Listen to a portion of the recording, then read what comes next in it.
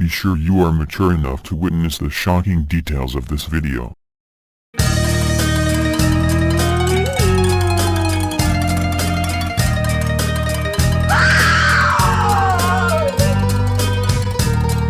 Welcome to the Haunted Mansion. Feel right at home. I am the Phantom of the Darkness, and now I will tell you a scary fact. Okay, I'll admit it. I screwed up. Looking at that stupid book was the worst thing I've ever done. Wherever I look now, all I see is its bone mask. Why did I look at that damn book? I suppose I'll have to start from the beginning. It was a Saturday, 9 a.m. I had just gotten up and drawn the blinds to let some light into my apartment when my phone rang. It was my stepsister, Phoebe. She asked me to go shopping with her. Whenever we go shopping, all we do is look at shoes and clothes, but she means well, so I accepted. That was one of the biggest mistakes of my life. By noon, we were in the mall searching for the nearest shoe store. I wanted to get some cash out of a nearby ATM. She told me to meet her at a cafe in half an hour, and I agreed. It took me about a minute to get to an ATM. While I withdrew some cash, a bookstore caught my eye. I remembered that Phoebe loved books and decided to get a quick gift for her. Now, I've been in psych wards and mental hospitals where nurses have committed suicide, and thought nothing of it, but this store was just strange. The light bulbs didn't produce nearly enough light and flickered constantly. There were no employees that I could see. As I looked around the store, a book drew my attention. A hardcover book stood on a small pedestal in the center of the room, and for some reason I couldn't take my eyes off of it. I was completely hypnotized by it. My instincts told me to leave, but I just couldn't. It was like that book had become the absolute climax of my life, and I just couldn't turn away. As I got closer, I could make out the shape of a deep maroon handprint on the cover. I towered over the book, filled with a sense of anticipation. I lay my hand on the cover and opened it. The title made my hands tremble.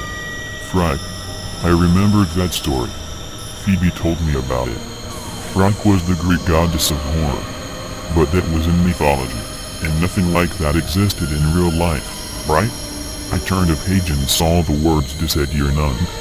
I was almost sure it was Latin, but I couldn't understand it, so I kept flipping pages until I saw another handprint, similar to the one on the cover. I took no notice, only wanting the words. I couldn't understand any of it. It was all in Latin. I suddenly had an urge to read this aloud. I remember reading, Magnus Frac, Sacrificium Monestate Hic Qui Hec Legerit. I quickly closed the book.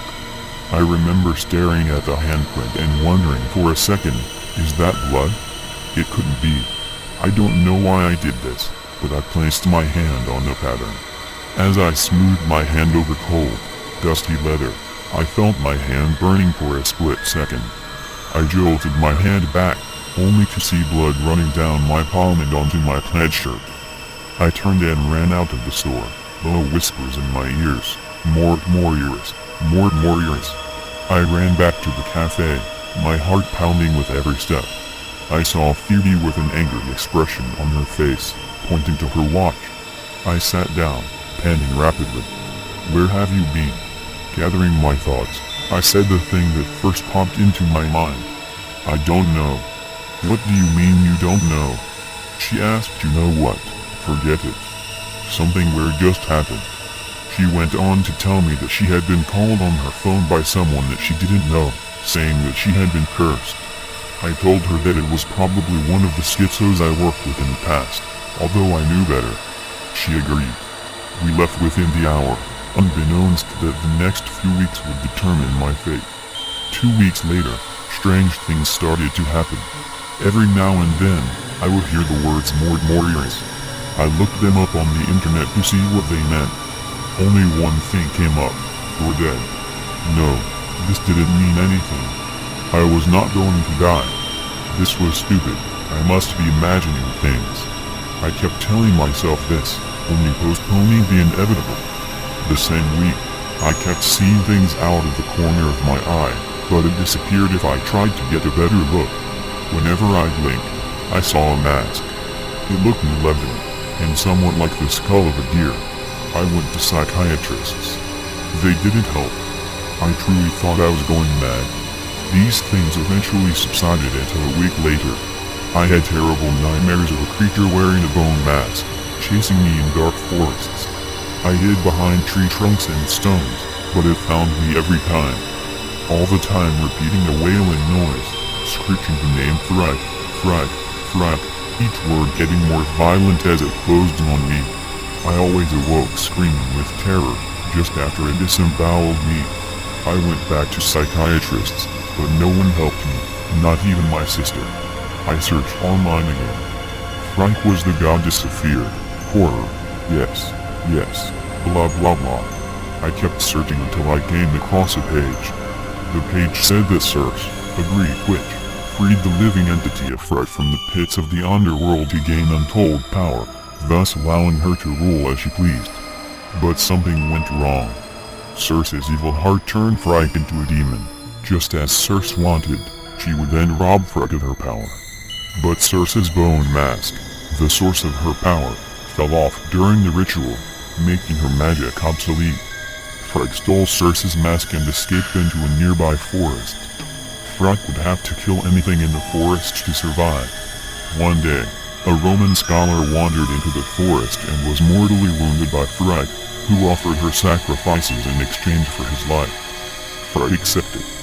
The scholar returned to Rome and made a book, writing inside that whoever reads the words would be sacrificed. No, that didn't happen. I was very familiar with all of Circe's mythological stories and that never happened. And I was not going to die. This was just a chain post sent by some stupid loser with no life. This is what I tell myself, for I will sleep soon. But this time I'm not sure if I will awaken. Hopefully Frag has some mercy, at least. This was all just because of curiosity. Well, good night.